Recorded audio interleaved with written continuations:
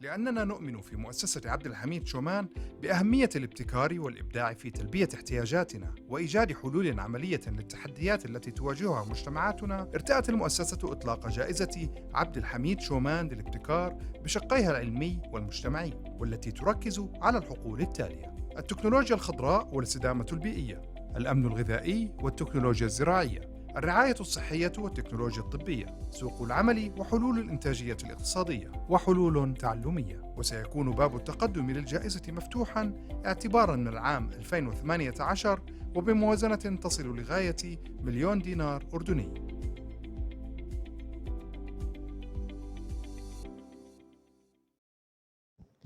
We would like to acknowledge the attendance of His Royal Highness Prince Al Hassan bin Talal.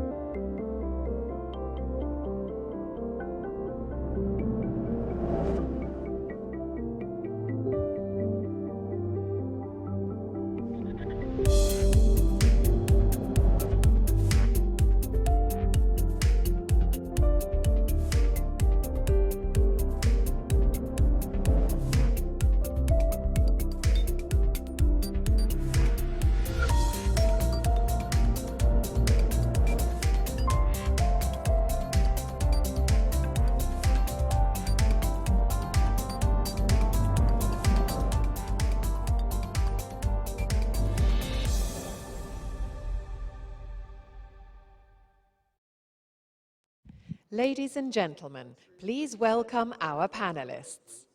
African Union Commissioner for Human Resources, Science and Technology, Sarah Agbo Anyang. Professor for Economic and Technological Change, Center for Development Research at Bonn University, Joachim von Braun. Payne Distinguished Lecturer at Stanford Spogley Institute, Erthering Cousin. Director General for Agriculture and Rural Development of the European Commission, Tassos Haniotis. Professor of Resilience and Prosperity, University College London and Masai Mara University, Jacqueline McGlade. Director General of the Joint Research Centre at the European Commission, Vladimir Suka, will be our moderator for this morning. Yeah, good morning to everybody. It looks like night here. It will be good to have a little bit more light in the room, that we can see also people sitting in the audience. But it's not, that's fine. Now the sun is rising. Very good. So we see who we are talking to. And all panelists were introduced, so then I don't need to do it. So then let me go straight to my introduction, and I would like to ask a short video which we prepared for this occasion.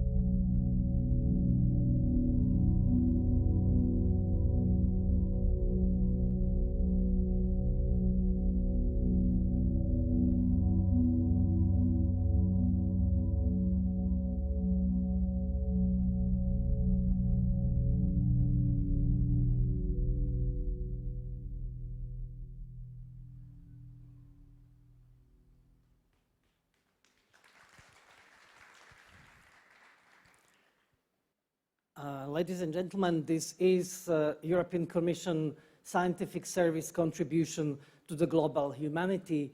This is our new innovation, which we finalized just this spring. It's new and absolutely outrageously changing all understanding of the human settlement. And all UN registries are wrong when we use this one. So we have now the dynamics of the population in the past 30 years, since the introduction of satellite imagery. So it's a completely new approach, which is absolutely fundamental for understanding, protecting people and humanity from disaster, but also it's very much linked to the food availability, food security. So this is something which is available to everybody. And if there is anybody in the room who would like to learn how to use this and use what is available, please let me know. So we are already working with UN, with all UN agencies, and we are with the World Bank, and we are giving this innovation free of charge available to everybody. Food security. We still have 815 million of people who are suffering from hunger or are food insecure. This is a sort of paradox of our life, because at the same time we know that we have enough food for everybody on this planet, but the issue is that the food is not distributed evenly. And we have, at the same time, 2 billion of people suffering from malnutrition. So they are not hungry, but they do not have a good nutrition. And at the same time, we have 2 billion of people on this planet who are obese. So then this is another paradox. The paradox is that, okay, we have more than 800 million without food, and we have a lot of food available. At the same time, we know that there is between 25 to 30% of the food waste. The food is wasted in all stages of the preparation, transport, processing, etc. So there is a huge reserve which is over there.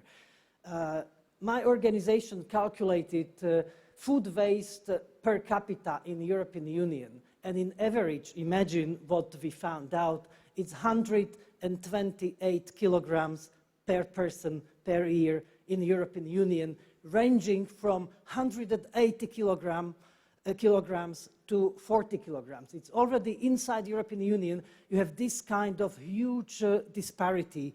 In one country, it's 180 kilograms. In another country, it's 40 kilograms. So this is a huge reserve.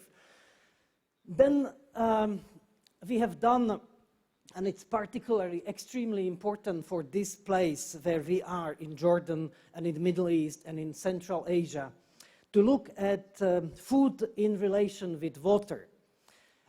We have done a study which we finalized last year, and it's a global availability of the water and the change of the availability of the water globally.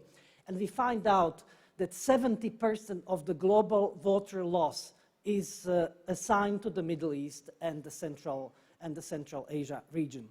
So that from that point of view, we cannot look at food only as a very narrowly defined field of agriculture and food production. If we want to tackle all those paradoxes, if we want to tackle all those elements which I mentioned and which will be mentioned with these distinguished panelists later on, we need, and I would like to plea for, holistic approach. We need to have holistic approach, we need to have multidisciplinary approach, so then people from agriculture need to talk to people from environment, need to talk to people who are experts on ecosystems, dealing with water, but extremely importantly, also talking to people dealing with energy. That's why we are advocating for the nexus principle, nexus approach, where we are looking at the food, but at the same time at the water, at the same time as at the energy, at the same time at the ecosystem, because without all of those ingredients, we would not have enough food, or if we would have theoretically enough food, we would not have energy, or we will destroy our ecosystem or our climate. So then this is extremely important that we are not making mistakes of the past and we are not repeating those mistakes also in the present and in the future, and we are looking holistically. 80% of the water is used for producing energy and the food. So then water is absolutely inevitable part of the food chain, of the food production, but at the same time energy production, which is the blood of economy. So this is the situation of today. What about future? So in 2050, we might be up to 10 billions on this planet. Are we going to have enough food at that time? What we need to do, how we need to tackle this issue, what is extremely important from our point of view is again the multidisciplinarity, going even beyond this nexus which I mentioned. And we need to bring on the stage, we need to employ also social sciences and humanities. Just behaviors. You can't imagine, we have produced the study which is outlining what are the habits, nutrition and food habits in Europe, and we compare it with other countries, some of them in Africa. How much is the water footprint for the food habits in Europe, and how much is the footprint of water in Africa? It's twice, 3 times, 4 times in some countries, more in Europe than in Africa. So then we need to employ also behavioral sciences. We need to understand and we need to change behaviors if we are about to tackle all those issues which are linked with the nutrition. So then on behalf of my own organization, we are following up very seriously recommendations of the scientific panel which was run during the Expo Milano 2015. And you may remember the president of the scientific committee, Franz Fischler, who suggested to create a knowledge base, global knowledge base for the food security.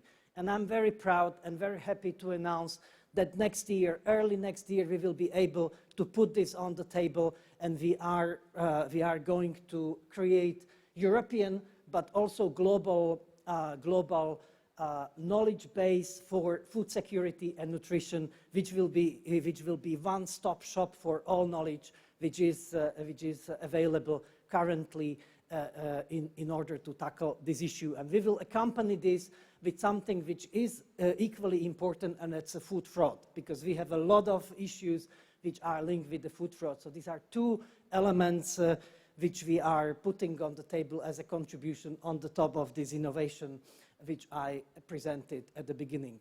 So then the knowledge. Knowledge is the key in tackling the issue. I mentioned multidisciplinarity, transdisciplinarity, knowledge centers, knowledge base. So I would be very happy at the end of this panel if we are not talking only about the challenges in the food security and securing the food for everybody, but if we are able at the end of this panel to somehow summarize what are the knowledge gaps, because this is World Science Forum. And I think that at the end of our panel, we should give some recommendations, some hints to the scientists, academies, universities, all over the world, what are the topics we need to focus on. I think this is, so please keep this in mind in your interventions, that we can somehow at the end sum up these issues. So we have been carefully preparing in the backstage for the order of the presentation, just to give a certain logic of what we are, how we are going to tackle this issue. So then I will be giving the floor for the first 9 to 10 minutes introductions for each panelist, and then we will engage in a discussion. So then first, as we agreed, will be Catherine Cousin, and the floor is yours.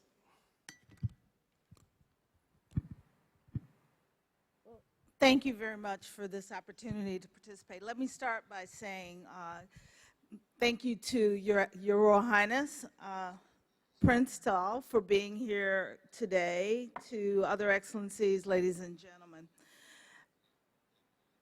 Yesterday, when this conference opened, the conference was declared Science for Peace. And there is a relationship that we often talk about between peace, conflict, and food security. It's a historic relationship, but there's not been enough to incorporate food security into peace-building strategies. And as intrastate conflicts become more protracted, the traditional operational response, relief to recovery, to development, to resilience, this response process, even when we look at new scientifically based interventions, is not enough. This linear response will not address the challenges that conflict creates. Oftentimes, with quick onset emergencies, we support the reduction in the number of people who receive food assistance over time, but in a protracted conflict situation, the experience demonstrates the affected people requiring emergency or relief assistance is likely to increase over time despite interventions.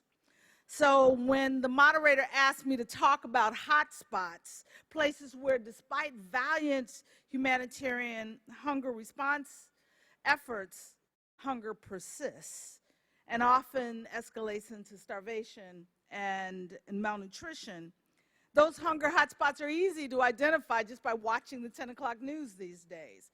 Somalia, South Sudan, Northeast Nigeria, Yemen, the DRC, the Rohingyas fleeing Myanmar to Bangladesh and the Central African Republic. Together, these situations account for about 44 million people who are food insecure today. The good news here is that in Somalia, South Sudan, Northeast Nigeria, and Yemen, some 20 million people escaped famine during this year's hunger season. While the conflicts continue to make each of these a crisis, during this year's hunger season, the babies lived. Notice when listing hotspots, I did not list Syria and the refugee hosting countries of Jordan, Lebanon, Turkey, Iraq, and Egypt.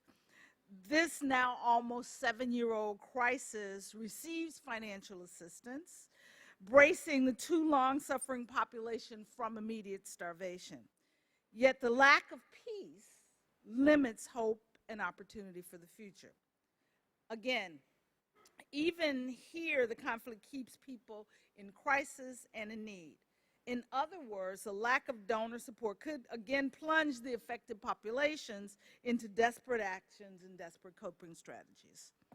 The short-term solutions to food security challenges that are created by protracted conflict situations include adequate financial assistance and ensuring humanitarian access.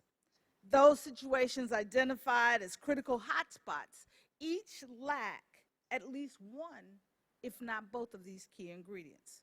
For example, in South Sudan, donor generosity provides not just for immediate response, but also for ongoing pre-positioning of food aid for hard-to-reach areas in the rainy season. And earlier this year, the ongoing conflict, however, limited humanitarian access into some areas of Unity State in South Sudan, and as a result, a famine declaration was declared in that community. Another good example of what happens when there's lack of access or lack of support is in Northeast Nigeria, where Boko Haram control precluded humanitarian access, resulting in what colleagues from MSF or Doctors Without Borders described as an unknown number of toddlers deaths. And how do they identify that there have been deaths? Is because any of you who have worked in Africa know that when you convene populations, you have hip babies. You have babies that are carried on the hips by older siblings, by their mothers. In Northeast Nigeria, in the areas that were liberated, there were no hip babies. And that was the first indication of the loss of toddlers. So failure to address the immediate food insecurity needs of populations, not just those in protracted conflict hotspots, but in other protracted areas, seasonal or persistent hunger, malnutrition will result in not just instability and challenges in the countries of origin, but will force affected populations into negative coping strategies, including early marriage and steady increase in the immigrant and migrant population numbers. And just for the record, in all my travels around the world, I have never met a migrant or an immigrant who did not feel forced to leave their homes. They did not go because they simply desired to live in Europe. Forced by inability to feed their children and themselves because of lack of hope and opportunity. The increased access to information will force populations to move. But there is some good news in all of this. We are now witnessing in Syria's neighboring countries, including right here in Jordan, and I see the WFP country director for Jordan sitting in the audience, the opportunity to access that access and adequate financing provides. Here in Jordan, providing not just food and vouchers and cash to affected refugee populations, but also increasing livelihood opportunities, providing for ability of parents to feed their own children, using science-based technology, including energy systems like solar systems to support those in refugee camps, accessing different types of farming techniques used in the inside and outside the camps. These livelihood opportunities include access to land for farming and in technology-related skills development. These good news examples lead directly to what is the global medium-term solution for addressing the challenges of food security. We must improve food systems from farm to fork, creating the opportunity for the world's 500 million smallholder farmers to not just nutritiously feed their own children to avoid the challenges of chronic malnutrition, but to create the economic opportunity for them to educate, clothe, and meet the necessities of their entire household. Creating not just climate-smart agriculture systems across the developing world, but also developing national water management policies. This includes smart irrigation to reduce the risk in agriculture in ever-increasing climate-challenged rural communities, while managing and balancing the use of ever-scarcer water resources to sustainably meet the needs of the entire rural community as well as the nation. We must create food systems which support multi-seasonal staple crops as well as high-value crops, which increase the prospects for both domestic and export sales.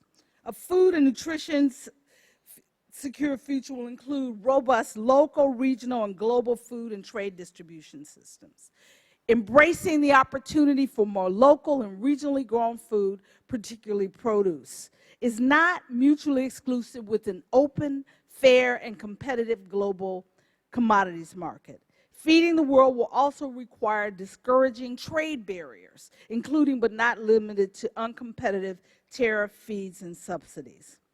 We mentioned the issue of waste, and I would love to get back to that because in sub-Saharan Africa, 40% of all the food cultivated is lost through lack of storage and inadequate post-harvest handling facilities, resulting in a loss of that 40% totaling more than all the food aid that's brought onto the continent on an annual basis. So I'll stop now because not by simply acknowledging the long and medium-term solutions I've identified, but admittedly acknowledging that there are no silver bullets to solving these problems, but recognizing that it will require exactly what you stated, the multitude of multidisciplinary actions with all of us getting out of our silos and working together to address the challenges of food insecurity. Thank you. Many thanks, Arthurine. I think that you outlined very well this need for multidisciplinarity, transdisciplinarity, coming and starting with hotspots, with conflicts, ending with energy, water, and food-based issues. And I think that we have quite a lot of challenges. So I think that I'm taking this into my list of challenges for scientists in the future.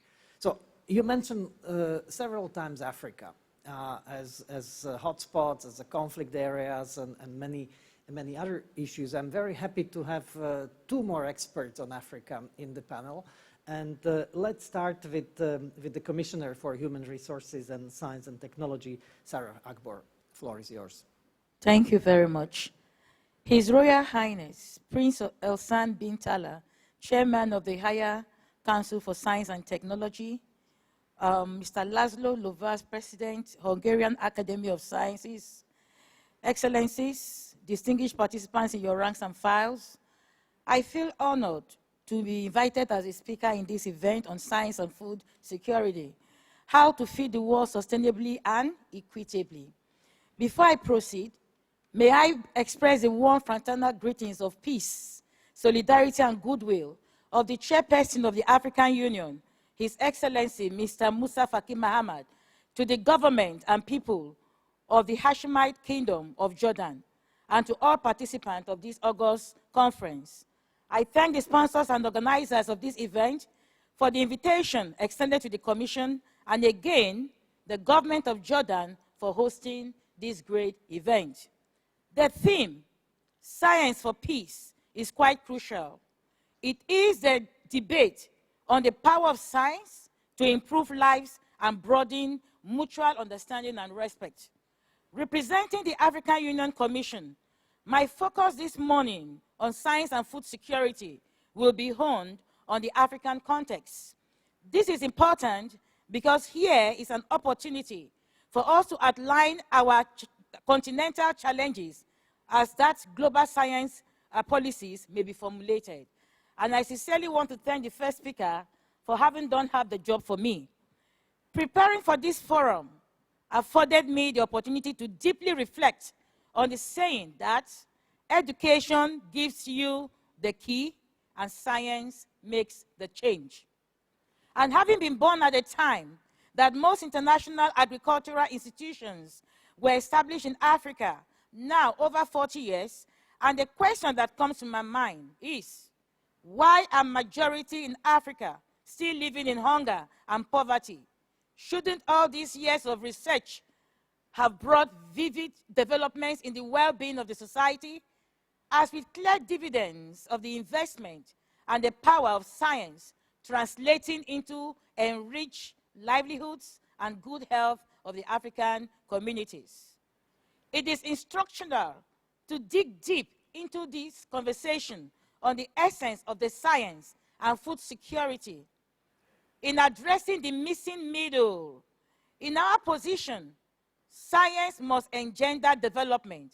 As such, any progress in the test tube must necessarily translate into progress in the household food baskets and economics. The question begging for an answer is therefore, why the many years of scientific research in Africa and around the world have not yielded the ultimate measure of progress that is commensurate with the well-being of people? What are our capacities still underutilized? And then, what needs to be done to translate all of this into efforts that feed the world sustainably and equitably? It is not gainsaying that Africa is rich in mineral resources, which, as a matter of fact, have driven rapid economic growth, but leaving the majority of Africa poor. It is also very rich in other forms of natural endowments of arable land, water, young energetic folks, and so on. In our view, to sustain growth that improves the lives of people, the continent needs an economic transformation that is underpinned by science, technology, research, and innovation, effectively and sustainably exploiting its rich fertile land, its extensive fisheries and forests, the energy and ingenuity of its people, particularly the youth, as referred to earlier on. 65% of the African continent is made up of youth, and in decades to come, it will explode. We believe that food and nutritional security must be at the heart of any transformation. If the stomach is not at ease, the city is not at ease. This is not rocket science. Most Africans, including the vast majority of Africa's poor, continue to live and work in rural areas using outdated tools and technologies in the agri-food sector with very little impact of science between the farm and the fork, principally as smallholder farms and producers of raw materials. All these lead to the abysmally low productivity per unit input in the African production systems. For example, average cereal yield in Africa is less than 1.5 metric tons per hectare, compared to the world average of more than 3.8 metric tons per hectare, which is the statistics of 2015 from FAO. To change this grim scenario, during the summits of heads of state in South Africa in June 2015, each head of state was given a statue of a hoe as a symbol for the urgency to upgrade to higher technologies in our productive sectors. Furthermore, the adoption of the science agenda for agriculture in Africa, which is part of Agenda 2063, an integrated, prosperous, peaceful Africa driven by its own competent and skilled citizens. So that is pioneered by the Forum for Agricultural Research in Africa, called FARA, provides much needed impetus for the realization of African potential in agricultural production.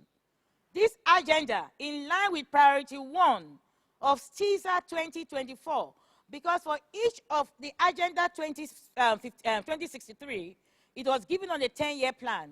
And this 10-year plan has various strategies and policies that must be implemented.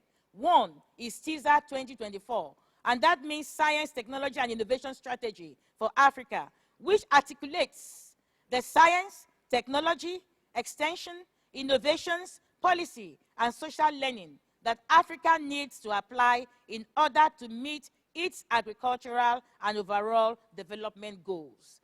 We also have the Continental Strategy for TVET, that is the Technical Vocational Education Training. And we are looking towards that the African youth must be empowered.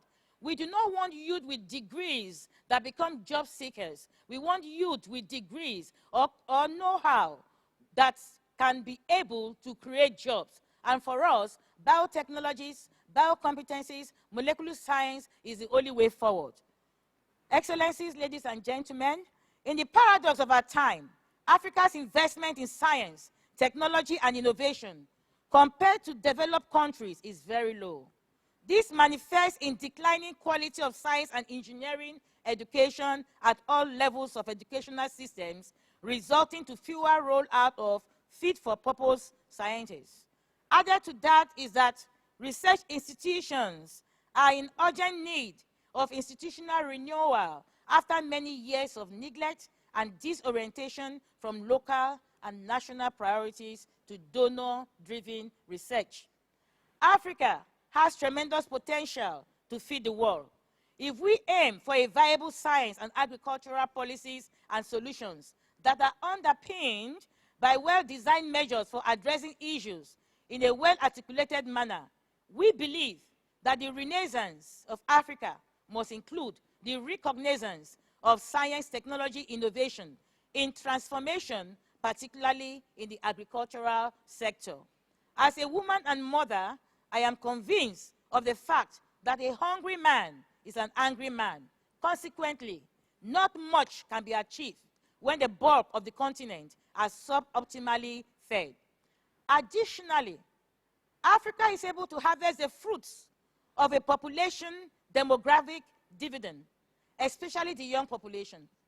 The role of the young Africans as pathbreakers of African Knowledge Society, able to contribute to innovation and entrepreneurship, cannot be ignored. We believe that creativity, energy, and innovation of African youth will be the driving force behind the continent's political, social, cultural, and economic transformation.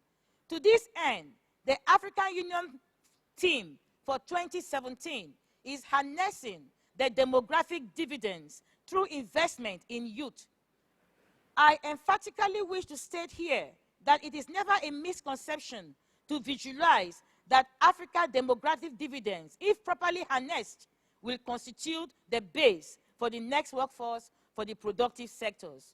Although the implication for Africa demographic dividends will translate into more demand for food, but also provide us with a window of opportunity for advances in labor force that can solve African food and nutritional problems.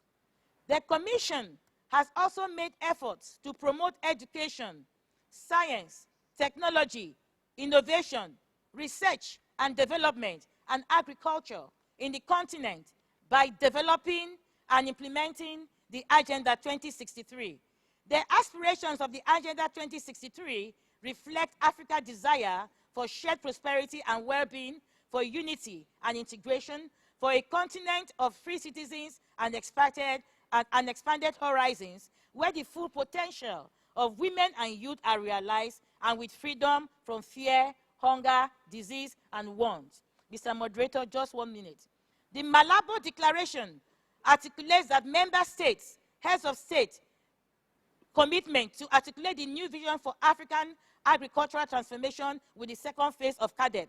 And then we also have the Memorandum of Understanding between the African Union Commission and the Alliance for a Green Revolution in Africa that was signed in October 2017. Yes, we need a holistic approach. Yes, we need a multidimensional approach.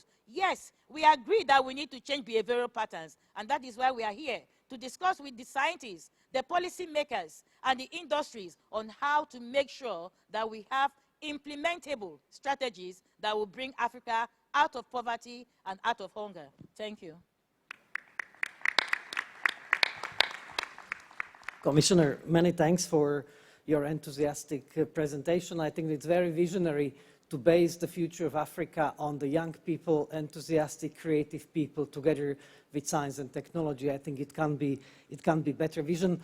You mentioned this special charge of people. I experienced it myself. We invited last year 50 African scientists and policymakers to my institution, together with 50 Europeans. And I can tell you that the charge, the enthusiasm, the drive of Africans was really fantastic. It was quite striking in comparison with a little bit tired our European colleagues coming to this event. So I think that you can really count and build on this energy.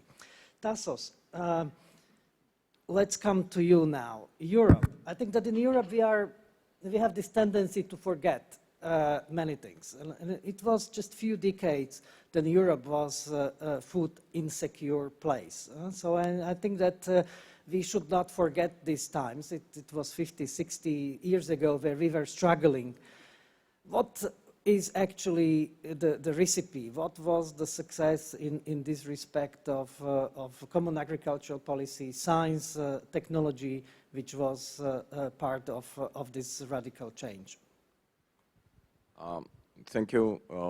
First of all, Your Royal Highness, Excellencies, and ladies and gentlemen, thanks for the opportunity of being here and trying to present to you. I'm not sure that I will see all of the screen here.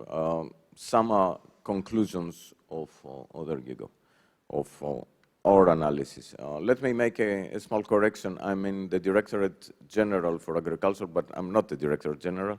I'm the Director for Strategy and Policy Analysis. I'm also the representative of the European Commission in the Rapid Response Forum of the G20, and as such I have followed the food security debate throughout the recent years.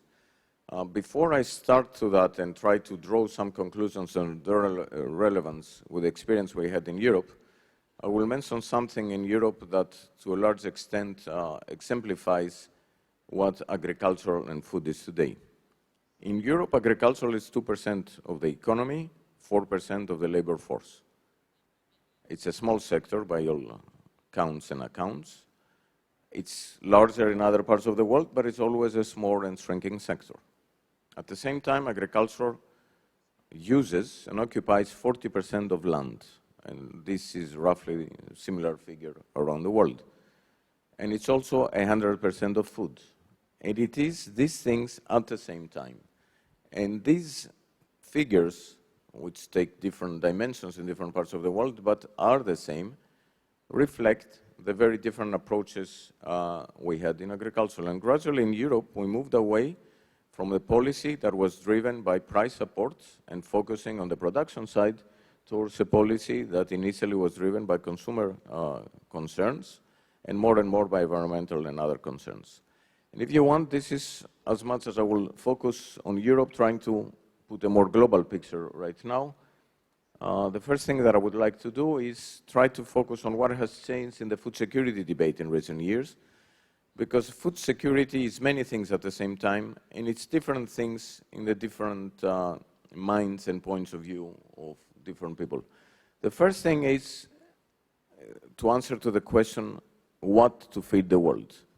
There are very significant changing food patterns and growing obesity-hunger paradox, this dilemma that an enormous difference that you mentioned before. So what to feed the world is one of the most crucial questions we will have to address in the future. At what price, economic price, are we going to feed the world? There are changing price patterns that I will indicate with a graph in a few minutes that clearly show and point out to the uneven distribution of benefits and of costs around the world. And then, at what environmental price are we going to feed the world? There is an increasing pressure on the environment and the climate change. So I will very briefly take you through 3 slides that try to summarize, years of analysis that we have done together with our colleagues in the Joint Research Center. And there was even a conference we organized at the margins of the International Conference of Ag Economists in Expo Milan 2 years ago that summarized many of these things. The first slide looks into the evolution of commodity prices. Now, when we started, what you have there is in green agricultural fertilizers are the ones that are moving up and down much more than others in purple. Energy is in red, and metals and minerals in blue. In the beginning of the food security debate, we were here in a very high price volatility, co-movement of all these commodity prices, and at the same time, a much higher level than what we have seen. Today, we're down here. There is not much co-movement.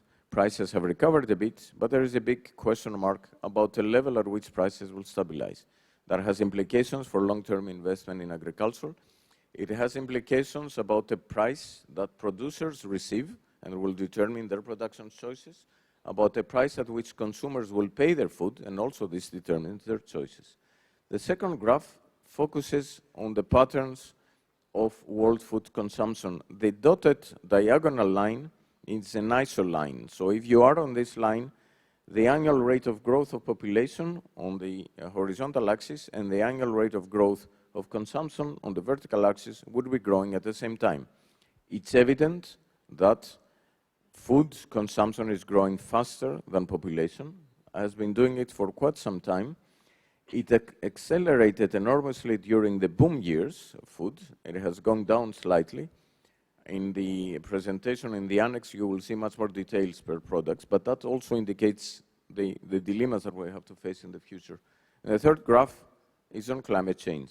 Whether it is on green, which is storms, to summarize, whether it is on blue, which is floods, whether it is on amber, which is temperature, droughts, and the rest, any way you see this graph, it shows a very disturbing pattern with respect to what we have been used in the past.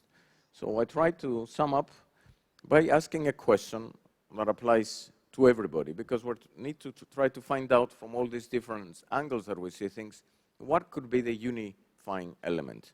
And I'm asking the question whether climate change could be the catalyst for answering these questions and for sustainability.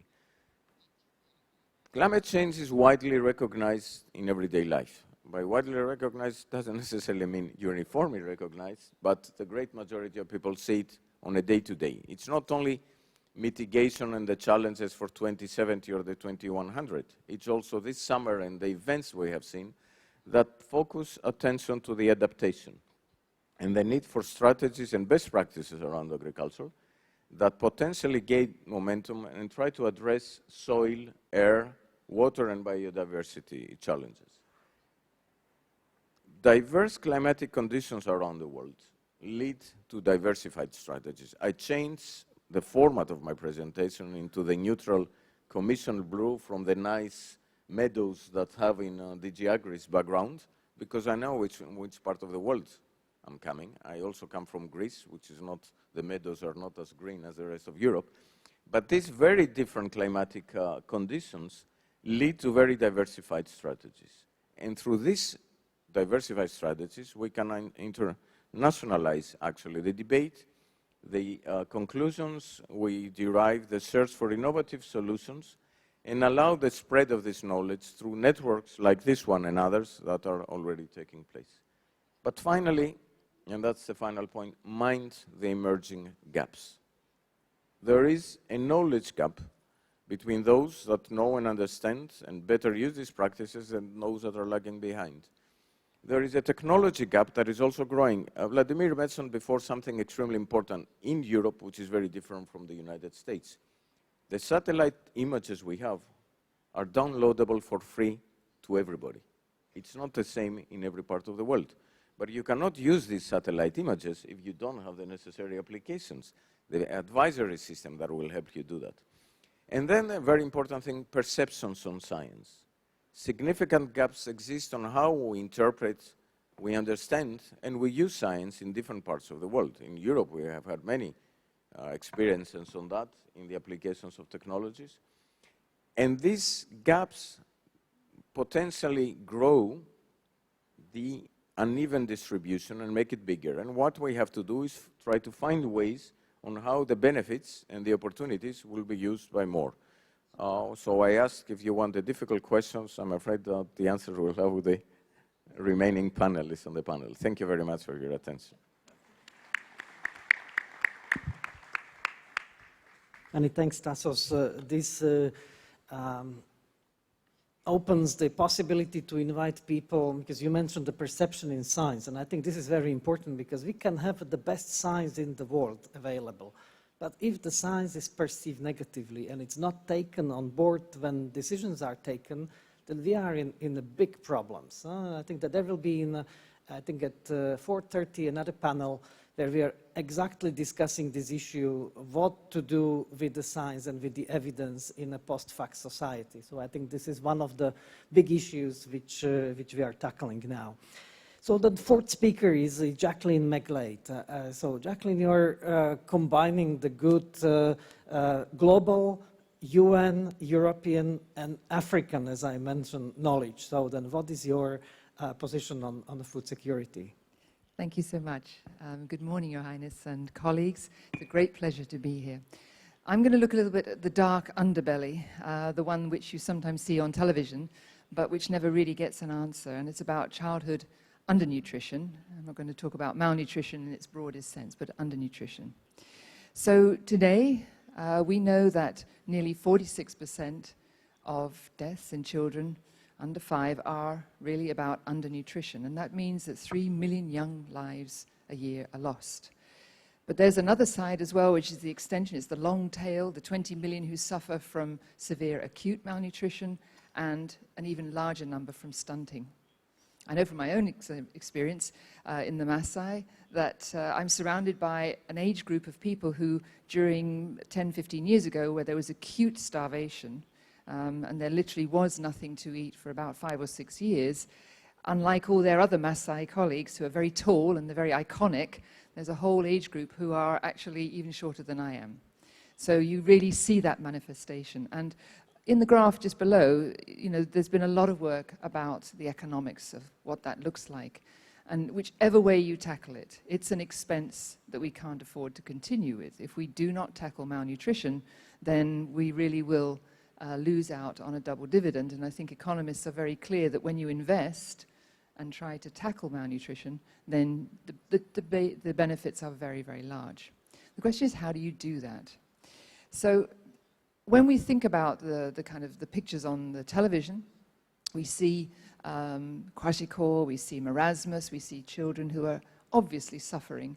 and some very brilliant work done by colleagues, Terence Forrester, Peter Gluckman, who's here, and others, have really demonstrated the impact of that on childhood development in the form of brains and MRI scans. And you can see at the top the kind of very different picture of what a brain looks like from a child who has been malnourished, and the picture that if you intervene in the first 1,000 days, you can genuinely try to recompense, you can try to rehabilitate, and in many cases have the brain recover.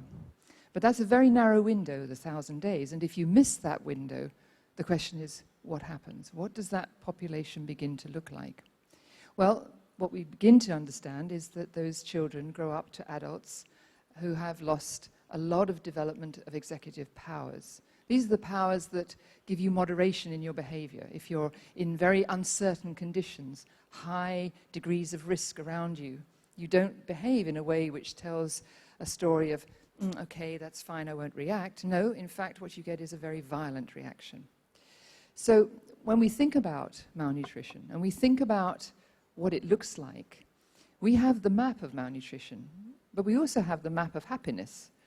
And the question I ask is, well, which map do we want to live in? Do we want to export the map of malnutrition with all its potential underbelly? Or do we really want to tackle it and have the idea that we can generate a population that even if they become displaced, even if they become refugees, we're going to try to tackle the long tail of what malnutrition could really lead to? So mapping cognitive behavior is one aspect. But there's a very genuine problem on the ground. And it really comes to the fore when we think about Africa, but I'm sure it's true in many other parts of the world, where what I would call subsistence farming, which may be a pejorative term, but in fact for many who indulge and who live that way, is actually paradise. You get up in the morning, you farm your land, you feed your family, and in fact you go to bed with maybe not overfull stomachs, but stomachs that are satisfied. What we see with the drought, what we see with, in a sense, misplaced agricultural policies and many, many responses from ecosystems, which I'll come to, is that that sense of security has gone. One worrying feature in East Africa is we have smallholders who have been, in a sense, they have succumbed to the idea that if they grow a crop, a commodity crop, that will make their future more secure. But of course, when the price falls, bananas, for example, in Kenya, you have families who can no longer get enough money from selling those bananas to then feed their families, and they've given up the land that would actually enable them to support themselves. So you're in a sort of no-win situation. And then you find yourself in the world of food banks and giving out local food and charities and so on. Completely unnecessary, if you ask me. So when we think about how to go forward, I'm more and more convinced, as are I think many colleagues, that we really have to think very differently about science. We have to consider that, in fact, we need to do more combinatorial science. We need to think about those statistics, 30 to 40% of our land being used for agriculture, but 23% of our soils are completely destroyed or unproductive, or they don't have carbon in them. And how do we get to these kinds of figures? Well, remote sensing, in situ monitoring, a lot of research, a lot of science, but how do we translate that into the right kinds of policies? Well, it's pretty obvious that we haven't been doing it very successfully, and that what we actually need to do now is to bring what we call, or what I call, combinatorial knowledge. And it's about growing knowledge from many, many different routes, from economics, from social sciences, from anthropology, from earth sciences, geology, space physics, and really trying to not only share information and knowledge, but to grow that knowledge in a very fundamentally different way, whether it's about climate change, whether it's about the environment, how we live, and so forth. And combinatorial knowledge means that many academics will have their territorial toes stood upon, because they may not be the only voice in the room that we're going to listen to. But that's really what we need, a sense of maturity in science that enables us to actually work very differently with policymakers than we have in the past. And I'd like to go one step further, and that is to say that from the world of artificial intelligence, where I also work, there is a sense of deep learning that all of us, with some humility, have to take on. And that really goes to not just how do we repair the damage of children who have been potentially malnourished, but how do we actually learn in a different way fundamentally that enables us to understand the causalities, understand the linkages across the different scientific fields. I'm not saying overnight that we will all become Leonardo da Vinci, but there is a sense in which that universality is often lost through the way in which we do our research and we fund our research. And that deep learning is something that we now need to recover. But artificial intelligence is really one way that we can explore how we can, in a sense, become, each in our own way, a Leonardo da Vinci. So, in concluding, I would very much like to suggest that as we go from the tragedy, I would say, of what we see every day in Africa, what we see as lost livelihoods, and when we really try to think about how we generate knowledge, I often hear this phrase, the co-production of knowledge. And what does it actually mean? Well, yes, it means citizen science. Yes, it means putting into the hands of those who are practitioners the tools, the information.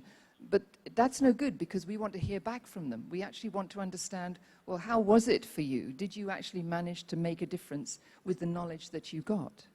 And it's not just a little pastiche of case studies, because the UN is great at doing case studies, but we never seem to learn the lessons.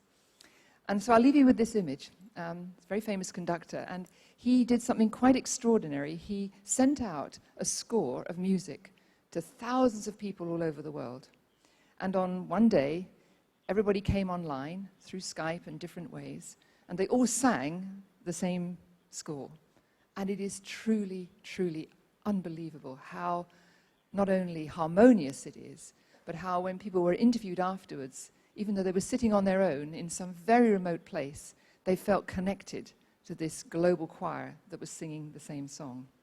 And I would like to leave you with that image of that's how we need to generate knowledge, where you feel as if you're participating in this global good, and yet you might be stuck either in the north, in the Arctic, in the savannah, or in the Masai Mara, somewhere on your own, which unfortunately is the story for most African scientists, and yet you really are connected to trying to change the world. Thank you.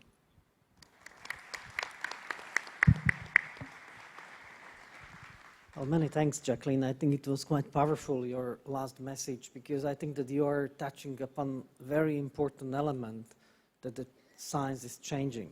And I think that we are living or going through the revolution in the science. The science 20 years ago is not science of today, and definitely not science of tomorrow. And is exactly that this co-production, this science which is including all actors, non-traditional actors in science.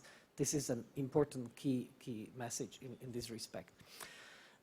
Joachim von Braun. Joachim, you have an easy task to summarize all knowledge needs, which are stemming from 4 presentations, and come with the final message for all scientists globally in tackling the issue, the broad issue of food security in sustainable, together with sustainability and equity. Joachim, over to you. Well, thank you. I will try to summarize what has been said, but also summarize what has not been said in terms of what should be the research agenda before us. Your Royal Highness, I take the opportunity to thank you for your inspiring keynote address from yesterday. I think it laid out a superb broad-based agenda before us, which, and you touched on environment and food issues already. Science and peace are in a complex relationship, actually. Science helps to overcome conventional wisdom and thereby creates conflict. But these conflicts must be overcome in peaceful manners. In the area before us, in food, nutrition, and agriculture science, the science community has been tremendously successful. The world has never had so many well-nourished people as now. Yes, there is hunger, food insecurity. I don't need to repeat that. But a World Science Forum like this can celebrate the progress of science in the field of food and nutrition security. But more is needed. I fully agree, Commissioner. More is needed, especially in Africa. But also in Africa, progress is tremendous. Major countries in Africa have reduced hunger and malnutrition since the year 2000, in the past 16 years, by 40 to 50%. So there's something to celebrate, but we cannot rest. Fortunately, there is more attention to this agenda now on food and nutrition and agriculture science. I point to a particularly noteworthy initiative by the Inter-Academy Partnership, the IAP, a global network of science academies, and they have embarked on a series of studies ongoing in the 4 hemispheres and a global initiative to map out the future most promising science agendas. As our time is short in this panel and in this session, Mr. Chairman, I am happy to advertise a session which follows right after the coffee break by the Inter-Academy Partnership on food and nutrition security and agriculture science agendas with a superb panel. Mr. Chairman, let me propose 8 themes, clusters of themes, where I think, given what recent consultations and the science community have produced, we may focus on. And I would like to not only highlight this from a global perspective, but knowing that many of you in the audience are from the Arab region, what does science policy agenda for food, nutrition and agriculture mean most promisingly for this region?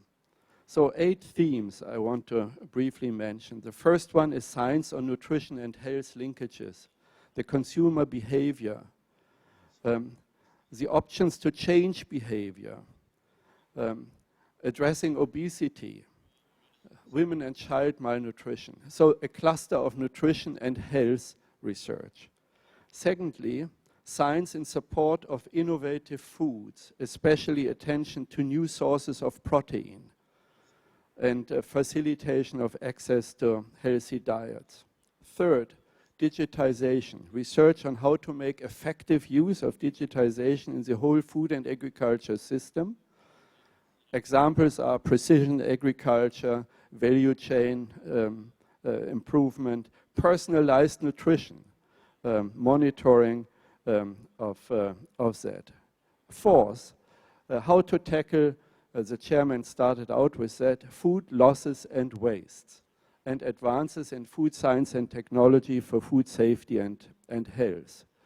That includes, of course, one of the most important foods, which is drinking water. Fifth, science for enhanced agricultural productivity, factoring in all indirect effects on natural resource use. So that's the classical agenda of agronomy, plant science, animal science, genomics, but also social science need to engage together with those, because farmers are multi-product producers. By the way, none of my 8 agenda clusters, which I propose to you, and our co-panelists have spoken to some of these items before, can be pursued by one discipline alone. That's why it belongs in such a forum of academicians from many disciplines. Number 6, the science for sustainable land use and soils, soil health and water, and related a lot to that, to climate change, needs to be on our agenda. As we meet here in Bonn, Germany, my hometown, the Conference of the Parties of the climate change agenda are meeting.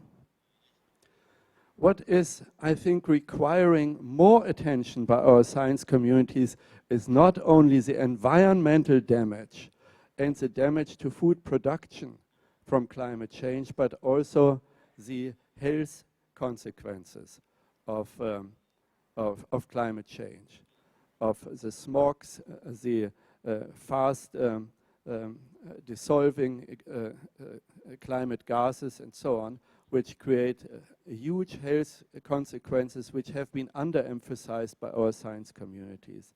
Seventh item, research on markets and the instabilities in global and national food systems. We need, related to that, more science and more research on effective expansion and management of food-related social safety nets. Lastly, number 8, agriculture and food systems are in transformation, and we need to study them more carefully, these transformations towards a post-fossil fuel age. Integrating agriculture into a more bio-based bioeconomy, circular economy is a huge systems science task. All of these 8 are relevant for the Arab region, but particularly important is the science on nutrition and health linkages. Secondly is the research on food markets and safety nets. And third, sustainable water use adapting to climate change. Ladies and gentlemen, the global governance of food, nutrition and agriculture is messy. It's not functioning well, otherwise we wouldn't be here. There are serious deficits in the current institutional arrangements, including in science. Science needs a coordination mechanism, a consultation mechanism in which we fight out the appropriate agendas. We need an international panel on food, nutrition and agriculture, partly following the designs of the Intergovernmental Panel on Climate Change, in order to have a structured science policy interface and wrestle on a peer-reviewed basis with the issues before us. So to sum up, exciting new science, great progress on food and nutrition security science. Implementation is lacking. We need to set agenda more coherently, and we need to reshape science policy in the field of food, nutrition and agriculture. I close with one wish. I would like to recommend to you from the Arab region to also come together and develop your science agenda for food, nutrition and agriculture in a coherent way, such as in the inter-academy partnership panel initiatives the Americas, Asia, Africa and Europe have done. Maybe Jordan, which is well placed for that, could take a lead in such an initiative. Thank you.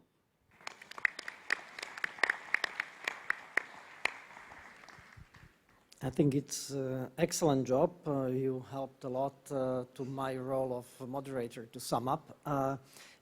We have, if I look at the clock, we have a few minutes for questions. I would like to open the floor for 2 questions, and then we will sum up because we started a little bit later. And yeah, so Your Royal Highness, you would like to ask the question, and there is a young couple in the second row. Can I have the microphone in the first row? And then in the second. I just want to thank Dr. von Braun by saying that the 8 points that he has just delineated are solving a problem that I'm immediately involved with, and that is how to create a complementarity and interdisciplinarity between the government of Jordan and the UNGOs in terms of the question of food pricing. And the Higher Council for Science and Technology includes the membership of agriculture, water, supply, in the sense of industry and trade. And I think the time has come to recognize, as I said yesterday, 87% increase in our population. We cannot continue to be told, or to accept to be told by the World Bank, with all due respect, we don't deal with political economy. People are people. You have to talk on a non-discriminatory basis about a national and possibly regional, which is more important, carrying capacity. Joachim, you would like to react briefly? I very much appreciate the comment. I would like to add one nuance. Feeding the large and growing urban populations requires a strategic positioning in the food systems, especially in the Arab world. I lived for some time in Cairo, and the way an environmentally sustainable urban food system can work requires a lot of strong science. The population transition, Your Highness, will take time. I think globally and in this region, the next 3 decades are absolutely critical to manage well.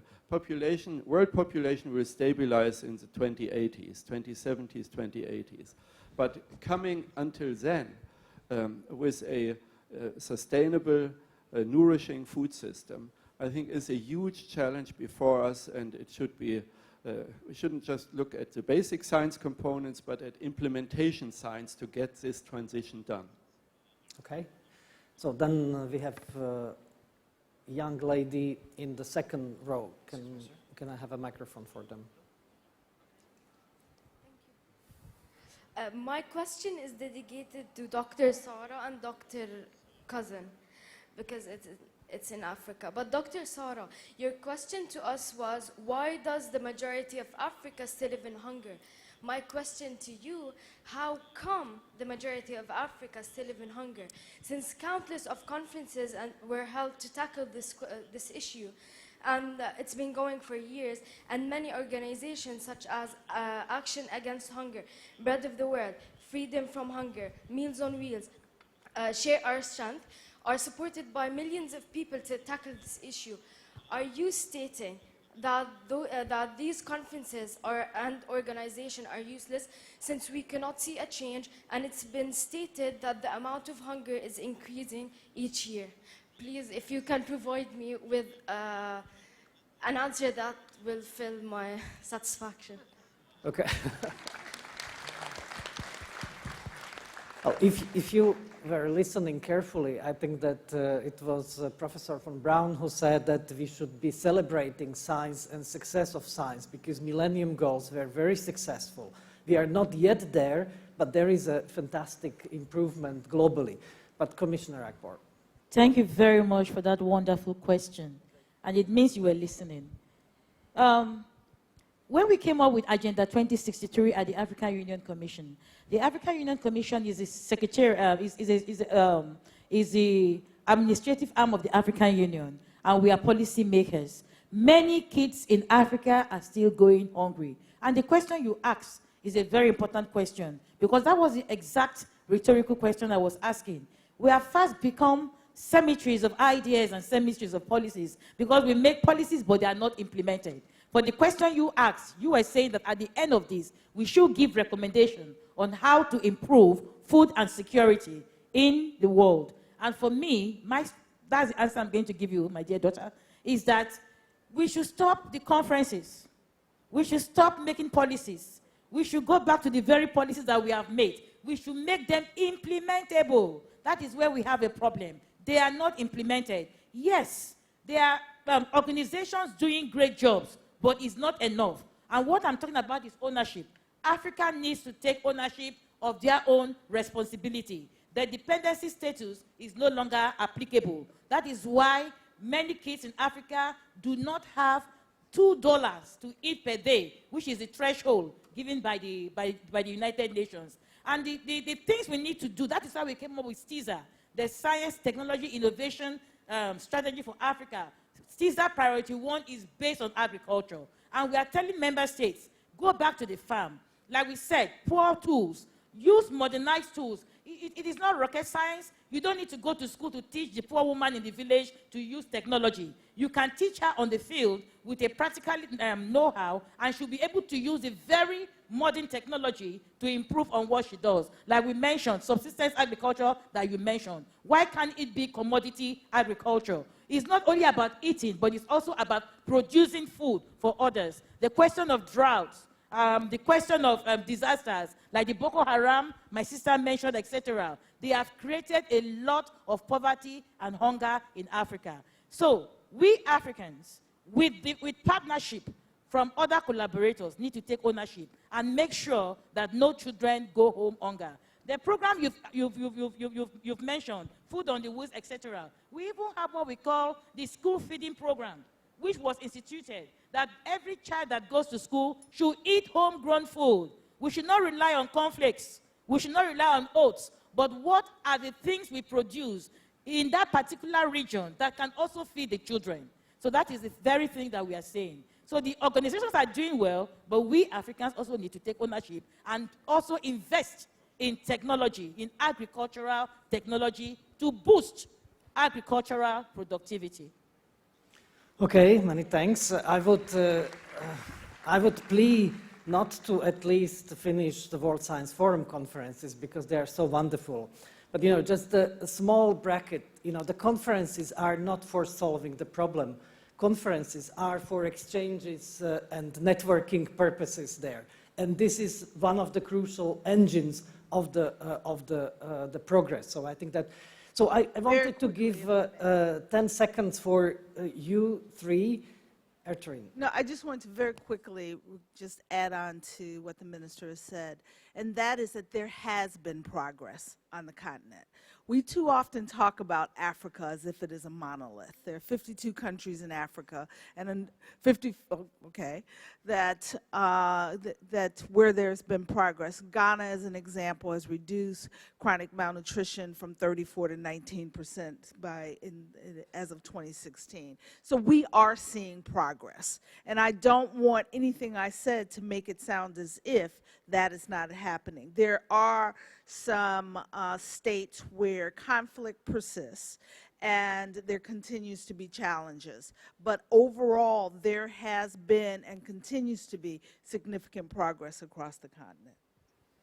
10 seconds each. I started asking the questions that the young lady asked when I was 16. I'm 60 now. I don't have answers, except for one. And I think it is the missing science in these scientific conferences, which is called history. And it has to do with the cognitive damage that we do to ourselves, which is we generate biases that do not allow us to learn from the mistakes we have done.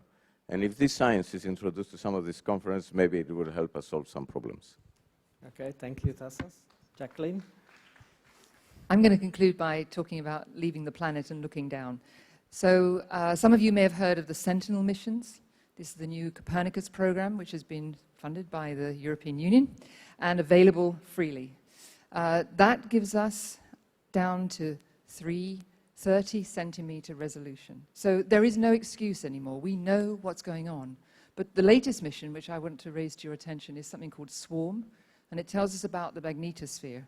And the data have just come out, and it shows that the Earth is heating from inside the core differentially. And the hot places are sub-Saharan Africa, Antarctica, and so forth. What that means is that we can see the planet in a completely different way. We will rewrite the books of climate models. We will be able to give you locational pictures, not necessarily downscaled, but much, much more accurate images, which then farmers can use, which then they can be empowered. Because I tell you, there is a plant revolution on its way. We know that many plants, in response to climate change, are becoming toxic. They're turning on a gene which means that they produce cyanide, prussic acid, which no longer makes them available as edible crops. So if we don't reach out into the cupboard of diversity, all those orphan crops, and bring them back onto the table, actually we won't have the kind of food that we've had for the last 20, 30 years. So we need the best plant scientists, we need the best earth scientists, we need the history, we need to understand why we've got to where we got to before we actually make the same mistake. So I plead that at the next World Science Forum, we have an even broader array of science, but people who are put to task to actually come here with solutions, not from their own discipline, but applied to the real problems. Absolutely. Many thanks, Jacqueline. I think this is one of the conclusions. I think that Joachim von Braun made a very nice summary of 8 themes, 8 clusters of topics. But I think that what I would digest out of this panel is not only that we need to have this thematic focus, which is broadening up, but we need to understand the fundamental change in the dynamics of the science, which is happening right now.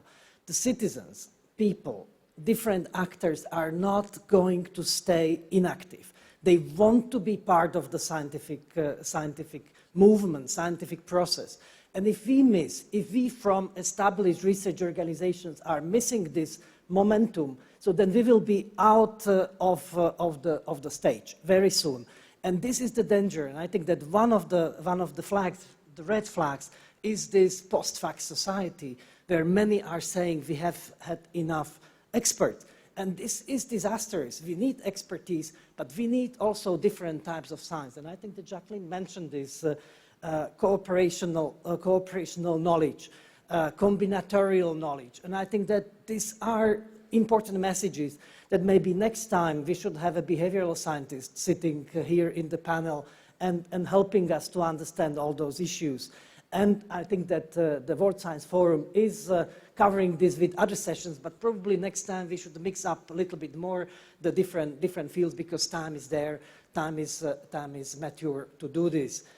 Royal Highnesses, President of Hungarian Academy, many thanks for inviting this fantastic panel. Many thanks for inviting me as a moderator. It was an honor, it was a pleasure, and I hope that people here in this room are taking few important messages from this session, messages which are important because they are touching the very nature of human being. Without food, we are all dead. So we are not existing anymore. So we have still more than 800 millions of people without food. So this is, there is a good success, but we cannot have even 50 people without food. I think that should be, and that's part of SDGs. Let's work on it. Let's work on it together, but let's be a little bit looking out of the box. So let's take what is right now happening quite seriously, because maybe in the next World Science Forum we can be much worse off if we are not moving quite fast. Many thanks, and I would like to invite the public to applaud and thank the wonderful panelists of this morning.